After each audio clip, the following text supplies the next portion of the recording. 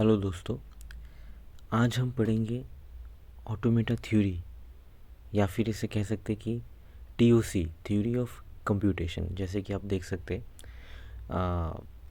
ये one of the unpopular avoidable subject होता है कंप्यूटर ब्रांच में। ठीक है, तो ये अक्सर इसलिए ये होता है क्योंकि हमें पता नहीं होता कि पढ़ना क्या है, कहाँ से पढ़ना है और क्या एप्लीकेशन क्या है ये सब्जेक्ट का। ठीक है, तो लॉट ऑफ कन्फ्यूजन्स के बेसिस में ये सब्जेक्ट बहुत ही हम अक्सर अवॉइड करते हैं कि नहीं पढ़ना है, कुछ समझ में नहीं आ रहा है। और अगर पढ़ भी लेते हैं, कहाँ से कौन सा टॉपिक पढ़ना है, कैसा क्वेश्चंस आता है, और सबसे कन्फ्यूजन ये रहता है कि पढ़ना ही क्यों है और क्या पढ़ना है भाई।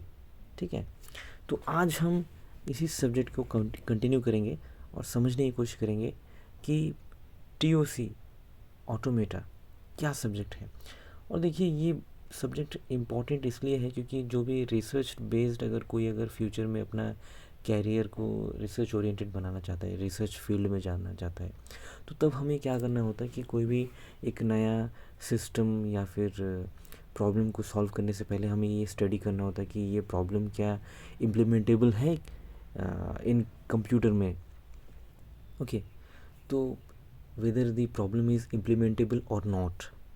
तो ये सब चीज़ के लिए हमें ये सब्जेक्ट वहाँ पे तब मायने रखता है, हमें पढ़ना होता है। ठीक है, तो चलिए शुरू करते हैं, देखते हैं। तो टीओसी क्या है? It is the study of mathematical machines और systems that is called automata और ऑटोमेशन। मतलब होता है क्या है कि हम अपना कंप्यूटर, जैसे कि हम कंप्यूटर पढ़ते हैं, है ना।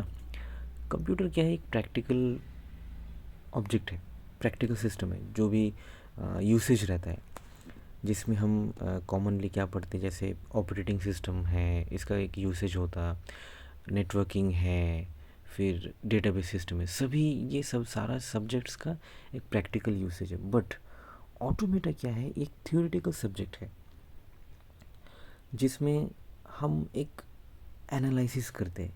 कोई भी सिस्टम, जब सोचिए कि नया कोई सॉफ्टवेयर बनाना है हमें, ठीक है, तो सॉफ्टवेयर बनाने से पहले हमें एक आइडियाज़ लेना होता, बहुत सारा एनालिसिस करना होता, तो जिससे हमें पता चलता है कि हम कैसे इम्प्लीमेंटेबल फेज़ में हम लोग फोकस कर पाए। ठीक है, नेक्स्ट पॉइंट लिखा है it is a theoretical subject, जैसे मैंने बताया। और मोस्ट इम्पॉर्टेंट, ये क्या है? एक टूल है।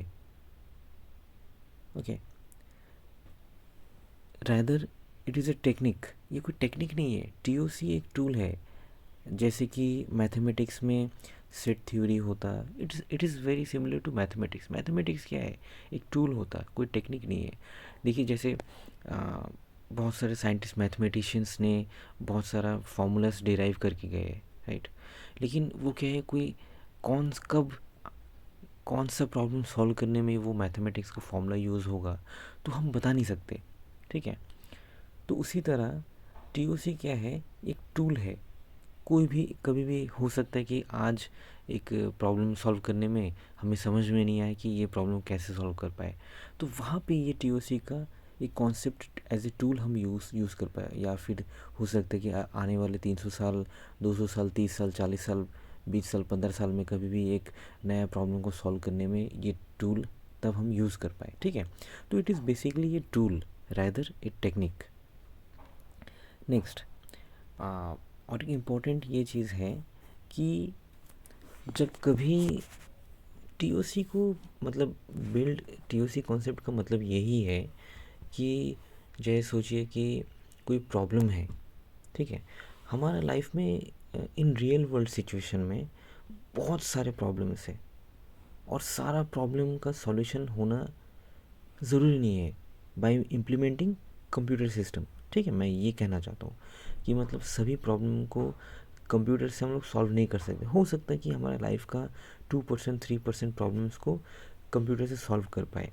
तो इसलिए टीओसी ऐसा एक सब्जेक्ट है जो कि डिफाइन करता है कि ये problem whether it will be solvable और नॉट। इससे पहले अभी तक कोई सब्जेक्ट्स ऐसा बता नहीं पाए। जैसे कि अब जानते हैं कि हम लोग जो पढ़ के आ रहे हैं, ठीक है, कंप्यूटर में, तो अगर सोचिए कि अगर हमें एक सॉफ्टवेयर डेवलप करना है, सॉफ्टवेयर डेवलप करने से पहले हम लोग क्या करते हैं, सिस्टम एनालिसिस, डिज़ाइन, ठीक है। तो इसमें क्या होता, ऑब्जेक्टिव्स को डिफ़ाइन किया जाता, फिर उसमें हम लोग कॉमनली दो सब्जेक्ट पढ़ते हैं, डेटा स्ट्रक्चर, फिर इसके बाद एल्गोरिदम, ठीक है। डेटा स्ट्रक्चर और एल्गोरिदम क्या डिफ़ाइन करते हैं कि कोई एक पर्टिकुलर प्रॉब्लम को सॉल्व करने के लिए either we should follow by a procedure और एन एल्गोरिदम। इट मीन्स कि हम लोग सॉल्वेबल प्रॉब्लम्स को ही हम लोग एल्गोरिदम से सॉल्व करते हैं डेटा स्ट्रक्चर में, राइट। बट टीओसी क्या कहता है, टीओसी एक एक्सटेंट लेवल तक लेके जाता है कि हम वो प्रॉब्लम को सॉल्व कर पाएंगे या नहीं, ये बहुत इंपॉर्टेंट होता है, ठीक है। तो चलिए आगे बढ़ते हैं। अभी एक सिनेरियो ले लेते, सिनेरियो, तो जिसमें देखिए कि सपोज़ कि हमें एक कंप्यूटेशनल मॉडल बनाना है, कुछ भी आप ले सकते हैं, ठीक है। तो सबसे पहले हम लोग क्या करेंगे, हम लोग तो बहुत ही इंटरेस्टेड होते हैं सॉफ्टवेयर बनाने के लिए इन कंप्यूटर स्ट्रीम, राइट। तो हम सॉफ्टवेयर बनाने में ज़्यादा फोकस नहीं करते, हम सोचते हैं कि क्या क्या डिज़ाइन हो, मतलब थियोरेटिकल डिज़ाइन में हम बहुत इंटरेस्ट होते हैं, मतलब सपने देखने में हम लोग बहुत इंटरेस्टेड होते हैं। तो सबसे पहला फेज़ क्या होता है कि भाई सोचो कैसे हो सकता है सॉफ्टवेयर। तो फर्स्ट फेज़ क्या हो गया, थियोरेटिकल डिज़ाइन, जो कि हम कंप्यूटर डिपार्टमेंट, कंप्यूटर ब्रांच वाले अच्छे खासे कर लेते हैं। फिर नेक्स्ट हम लोग क्या करते हैं, hardware requirements, implementation of hardware. अब ये तो हार्डवेयर बनाना तो भाई हम लोग का रिस्पॉन्सिबिलिटी नहीं है, ये तो ईसी वाले डिपार्टमेंट का काम है। तो ईसी वाले क्या करेंगे, हार्डवेयर बना देंगे। अब हार्डवेयर बनने के बाद फिर इंटरेक्शन के लिए हमें क्या चाहिए, सॉफ्टवेयर बनाना है, जो कि हम कोई भी लैंग्वेज यूज़ करके कर सकते हैं, जैसे C++, सी, जावा, कोई भी लैंग्वेज, ठीक है। तो ये सब्जेक्ट में हम फोकस करेंगे सिर्फ स्टेज 1 जो कि थियोरेटिकल डिज़ाइन पे है, रैदर हार्डवेयर इम्प्लीमेंटेशन और सॉफ्टवेयर। Thank you.